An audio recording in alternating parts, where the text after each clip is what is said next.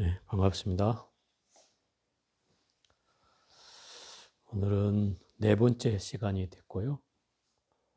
오늘은 불교의 기본 교익 가운데 삼법인에 대해서 말씀드려 보겠습니다. 이 삼법인은 불교의 어떤 특징이라고 할 수도 있는데, 불교가 어떤 종교인가라고 얘기할 때 대체적으로 이 삼법인을 얘기하기도 합니다. 이 삼법인이라고 하는 말은 세 가지 부처님 가르침이 도장을 찍어 놓은 것처럼 틀림없다, 확실하다, 인증을 받을 만하다 하는 뜻으로 이 삼법인이라고 하고, 이 삼법인의 첫 번째는 바로 재행무상이라고 하는 인입니다. 이 재행무상이라고 하는 말은 우리가 그냥 인생무상이다 하는 말에서 들어본 것처럼, 모든 이 행이라고 하는 말은 모든 현상이란 뜻이고, 무상이라고 하는 말은 항상하지 않다, 모든 현상은 다 무상해서 끊임없이 변화해 간다. 이게 불교에서 말하는 첫 번째 진리로 인식한 특징이죠. 결국 이 세상에 머물러 있는 건 사실 아무것도 없어요. 우리가 머물러 있다라고 생각하는 어떤 것도 그냥 그대로 머물러 있진 않아요. 심지어 이 집이라고 하는 것도 영원불멸할 것 같지만 뭔가 조금씩 변해가고 있잖아요. 또 영원할 것 같은 게 또 뭐가 있을까요? 바위라고 하는 것도 사실은 그 흔적이 없을 것 같지만 세월이 지나면 풍화가 되어서 또 바위들이 이렇게 달아 있는 것을 볼 수가 있죠. 그건 또 변한다는 뜻이죠. 이 산천 경계에서 변하지 않는 것을 찾아보기는 힘듭니다. 그것은 무슨 얘기냐면, 이 세상에 존재하는 모든 현상이나 존재들은 끊임없이 변화한다는 것이 가장 틀림없는 사실이라는 거죠. 그런데 뭔가가, 우리는 늘 어딘가에 변화되는 곳 속에서 변화되지 않기를 바라는 마음이 우리에게는 있어요. 그래서 뭔가 계속되기를 바라는 마음들이 있죠. 그래서 이 무상하다고 하는 것은 현실적으로 느껴지는 괴로움의 시작이에요. 끊임없이 변하기 때문에 뭔가를 내가 바라는 것이 좋아지는 측면으로는 변화하는 건 좋은 측면인데, 나빠지는 걸로 변하는 것은 사실 좋지 않은 거기 때문에 사람들이 인식하는 것은 좋은 것은 오래 간직하고 싶고 또 나쁜 것은 빨리 없어지길 바라죠. 이게 이제 사람의 심리이긴 한데, 이 무상하다고 하는 말은 사실 망고불변의 진리예요. 이 세상에 변하지 않는 건 아무것도 없어요. 옛날 선사들은 또 그렇게 얘기를 하죠. 변하지 않는 게 하나 있다. 그것은 어디에 드러나지도 않고 뭐라고 이름 붙일 수도 없고 또 내 눈에 잡혀지는 것도 아니고, 또 어떤 때는 검다고도 할 수 있고 어떤 때는 희다고도 할 수 있다. 그놈이 바로 너에게 있다. 그놈은 변치 않는다. 이렇게 얘기하는 놈이라고 하는 거예요. 그 마음이라는 걸 얘기할 때 이렇게 표현하기도 하는데, 설사 그 마음이라고 해도 우리는 끊임없이 그 마음조차도 변해가잖아요.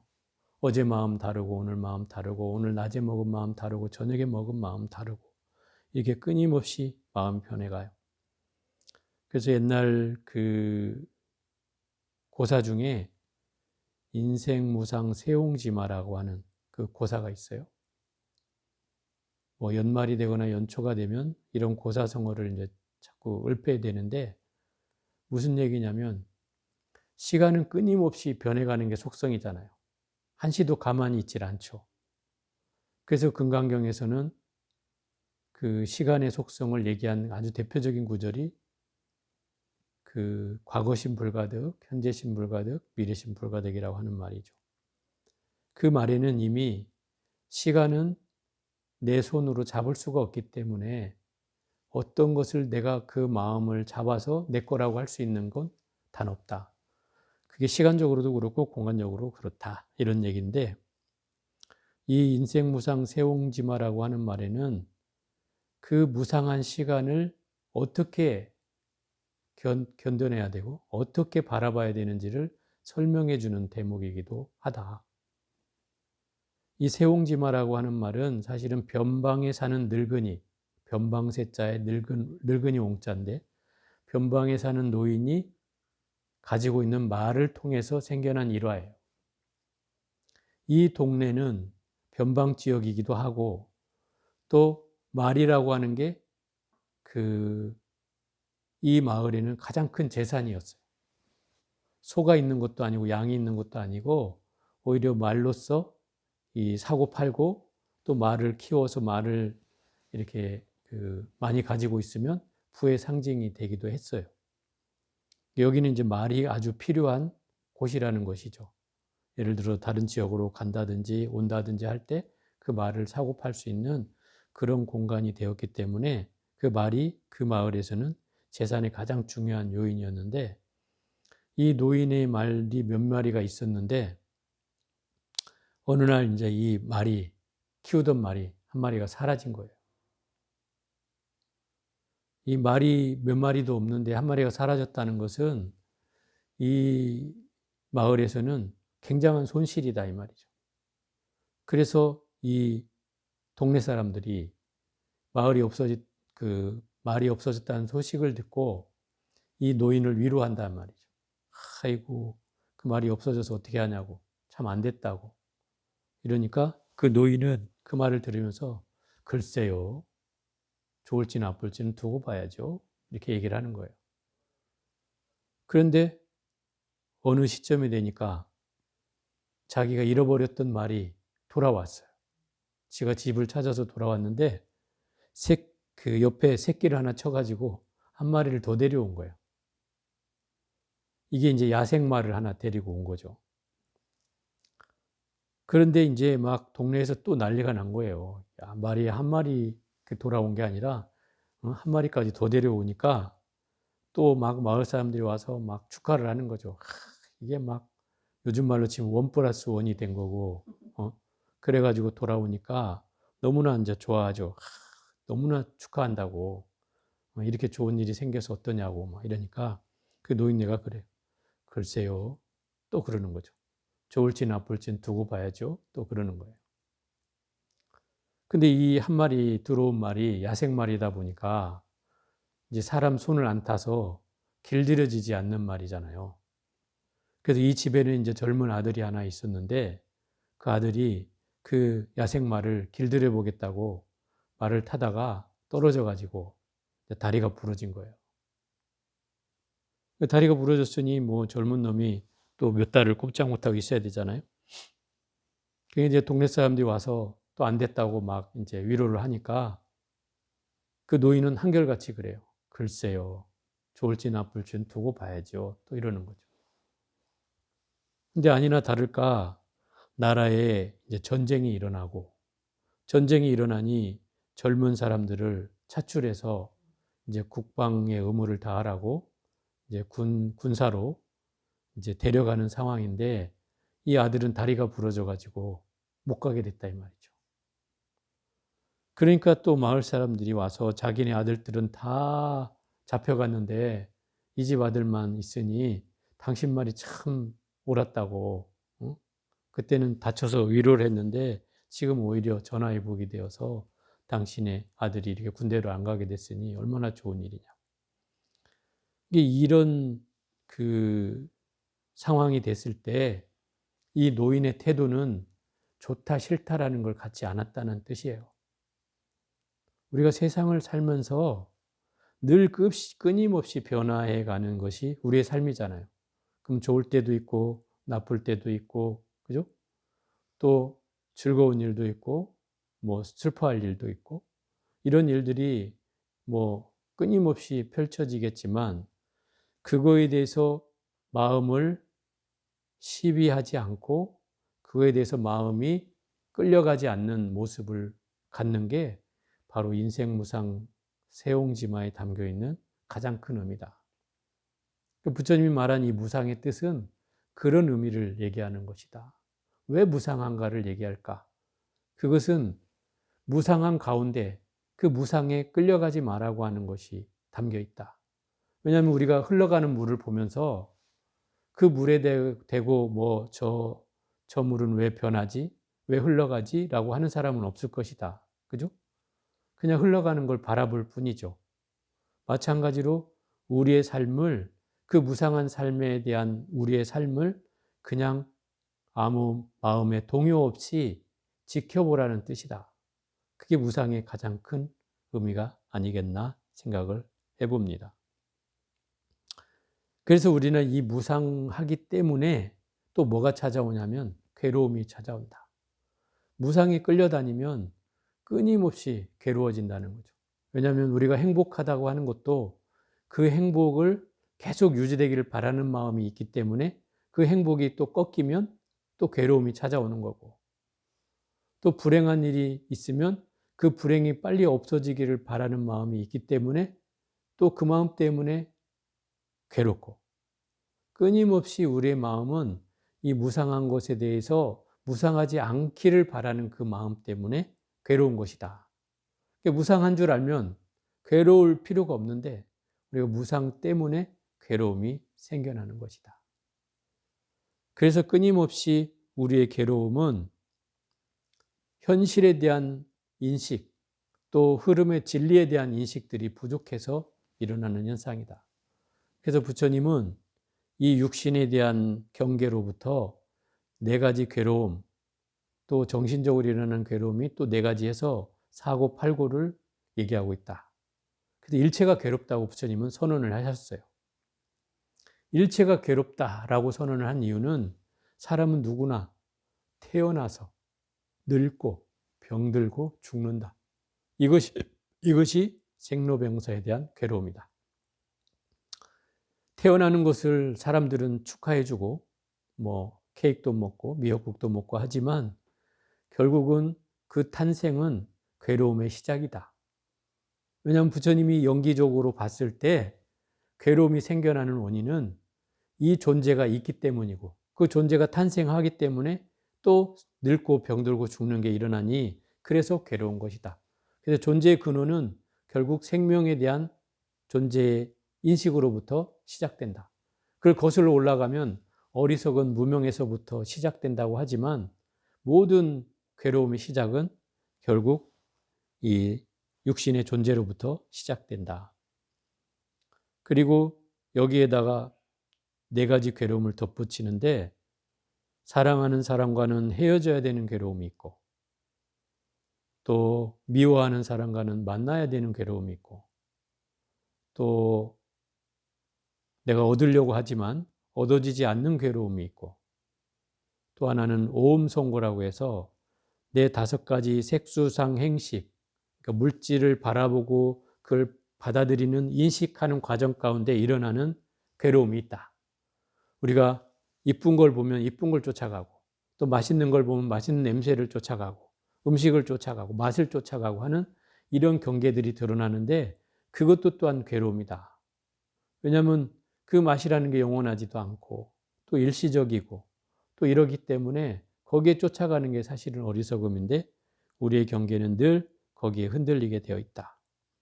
그래서 이 일체가 괴롭다고 하는 말은 내 생로병사라고 하는 나의 존재 자체에 대한 괴로움과 그 다음에 우리의 관계 속에서 펼쳐지는 괴로움, 내가 물건을 대할 때, 사람을 대할 때 일어나는 그런 괴로움들까지 포함해서 모든 경계가 펼쳐진다. 그렇기 때문에 이러한 진리를 인식해야 된다는 거죠. 그래서 어떤 사람들은 이제 불교를 얘기할 때 일체가 다 괴로움이라고 하니까 불교는 너무 부정적이다. 세상을 바라보는 게 너무 부정적인 거 아닌가? 이렇게 생각하는데, 이 부정적이라기보다는 부처님이 실상을 더 정확히 표현한 말이다. 이렇게 이해할 수가 있는 거죠. 왜냐하면 우리는 그 실상에 대해서 사실은 잘 모르잖아요. 우리의 존재는 사실 영원한 게 아니에요. 영원한 게 아닌데 그걸 영원하다고 느끼기 때문에 괴로움이 있다라고 여기는 거죠. 그래서 그런 괴로움이 끊임없이 우리에게 존재하는데 그 원인이 결국은 집착에 있다는 거죠. 그 집착이 어디서 일어나느냐? 나의 존재에 대한 영원 불멸할 것 같은 그런 데서 일어난다는 거죠. 그래서 부처님이 세 번째 말한 진리가 바로 재범무아라고 하는 거예요. 이것은 모든 존재가 다 나라고 할 게 없다, 이런 뜻이에요. 이 말은 영원 불멸한 내가 없다, 이 말이고, 또 고정불변하는 실체가 없다, 이런 말이기도 해요. 우리는 내가 뭐 몇십 년을 살았든 나라고 하는 존재에 대해서 사실 가만히 생각해 보면 끊임없이 우린 변해왔어요. 그죠? 어린 시절도 있었고, 성장하던 시기도 있었고, 성년이 된 시기도 있었고, 또 나이가 들어가는 노년이 있었고, 이런 삶들이 있었는데, 이런 삶들을 통해서 진짜 나는 뭔가, 진짜 나는 어디에 있는가, 또 그리고 우리가 흔히 하는 말로 내가 어렸을 때 나가 진짜 나인가, 아니면 성장할 때의 나가 나인가, 지금의 나가 나인가, 아니면 늙어 죽을 때의 나가 나인가 하는 이런 경계에 대해서 정확하게 우리는 알지 못한다. 또 그냥 막연하게 나라고 하는 존재는 수십 년을 함께 해온 이 존재를 지금도 나라고 하듯이 과거에도 나였고 현재도 나였고 앞으로 나을 거라고 여긴다. 이게 중생의 인식이다. 근데 부처님은 이 나라고 하는 존재는 영원하지 않다고 얘기한다. 심지어 과학적으로 요새는 증명이 되는 게, 예를 들어서 10년 전의 나의 모습과 지금의 나는 분명히 변했어요. 그죠? 변했죠. 보살님도 인정하죠. 변했어요. 그럼 변한 이유가 뭐냐면 이제 노화가 되는 것도 있는 것이고 또 새로 생겨나는 것도 있어요. 예를 들어서 세포들을 보면 세포들은 끊임없이 생겨나고 또 끊임없이 사라져요. 이걸 끊임없이 반복해요. 그러면 내가 10년 전에 그 세포가 과연 존재할까? 생각해 보면 아닐 수도 있고 조금 남아있을 수도 있죠. 그러니 어떤 게 나라고 하는 것을 만약에 과학적으로 그 세포의 집합이 나라고 한다면 그 세포는 끊임없이 변했기 때문에 그 세포의 변화에 따라서 나라고 할 게 없어지는 셈이 되는 거죠. 그러니 나라고 할 게 뭐냐, 이런 거죠. 이 불교적으로는 이렇게 얘기해요. 그러니까 색성양 미촉법이라고 표현하는데, 내가 어떤 사물을 인식하고 사물을 받아들이고 그것을 뭐라고 결정을 내는 이 자신이 나라고 생각해. 그래서 부처님이 그럼 너 색이 너냐? 네가 물질을 보는 그게 너냐? 눈으로 보는 게 너냐? 아니면 그걸 받아들여서 인식하는 게 너냐? 그걸 표현해내는 게 너냐? 이렇게 표현하고 있는 게 그 오온에 대한 의미예요. 어떤 것도 너라고 할 수 없다. 다만 너는 이 색수상 행식에 의해서 물질을 보고서 받아들이고 그걸 떠올리고 의지하고 그것에 대한 인식을 종합 판단을 해내는 그 모든 과정을 합해져 있는 것을 나라고 할 수는 있다. 잠시 이 동안만은. 이거를 이제 가화합이라고 표현하는데, 잠시 빌려져서 몸뚱아리를 구성하고 있는 나로 있을 때 우리는 잠시 나라고 표현할 수는 있지만 그게 영원한 나는 아니다, 이 말인 거죠. 그게 무아라는 의미였어요. 이 무아라는 말은 사실 부처님 당시로 치면은 뭔가 혁명적인 말이었어요.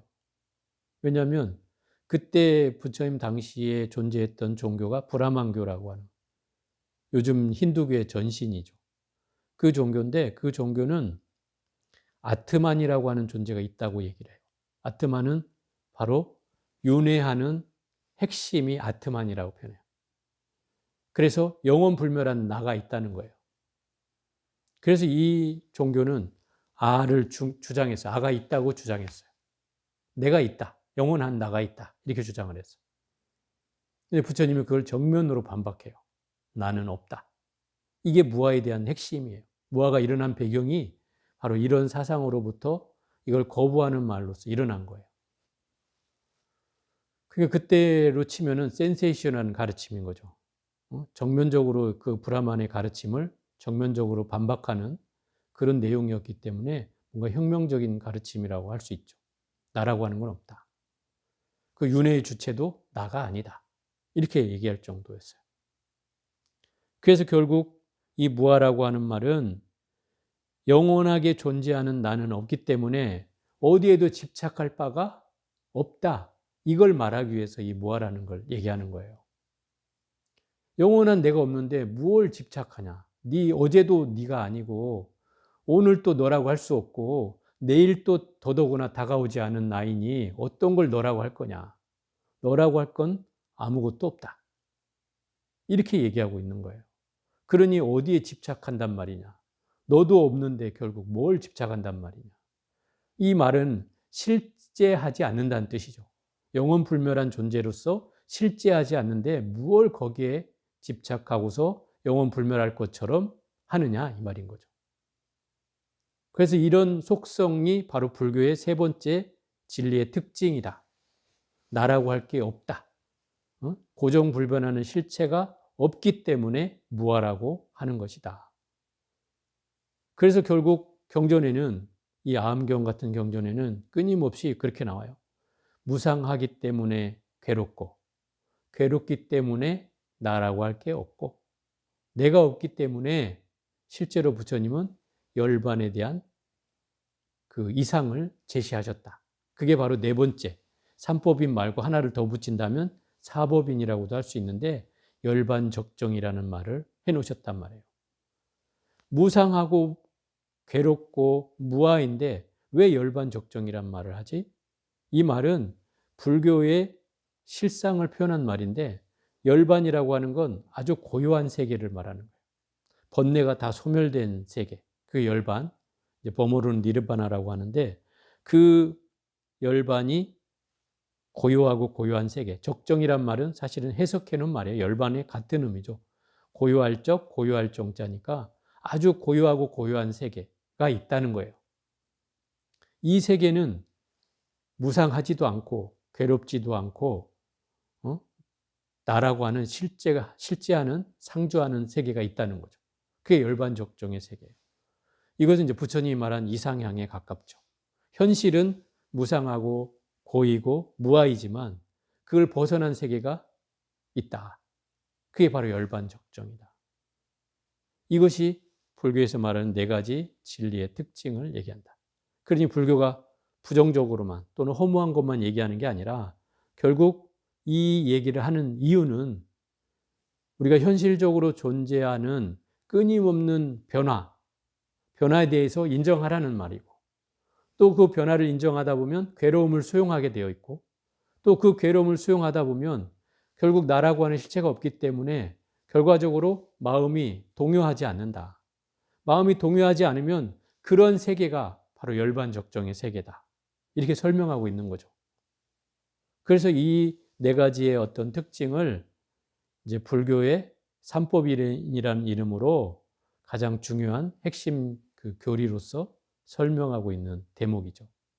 그래서 이 삼법인이라고 하는 말은 틀림없는 세 가지 진리를 설명해 놓은 내용이기도 하고 또 이것은 사실은 연기법이라고 하는 부처님이 깨달으신 연기법을 좀 더 큰 특징으로 한 세 가지로 묶어서 얘기해 놓은 게 사실 삼법에 지나지 않고 이걸 따져보면 나중에 또 설명이 되겠지만 이 연기법하고도 연결이 된다. 그리고 어쨌든 그 현재 실상을 더 정확하게 표현해 놓은 말이고 또 마치 도장을 찍어 놓은 것처럼 틀림없는 진리라는 사실을 말해주고 있는 것이 바로 이 삼법인이고 그리고 이런 삼법인을 통해서 불교에 대한 인식, 불교가 어떤 인식을 하고 있는지를 잘 인지해야 하고 이런 방법이 수행의 어떤 배경이 돼야 된다. 수행을 해가는데 이런 지식적 배경이 갖춰져야만이 우리가 부처님 가르침을 좀 더 핵심적으로 다가갈 수가 있다라는 말로서 오늘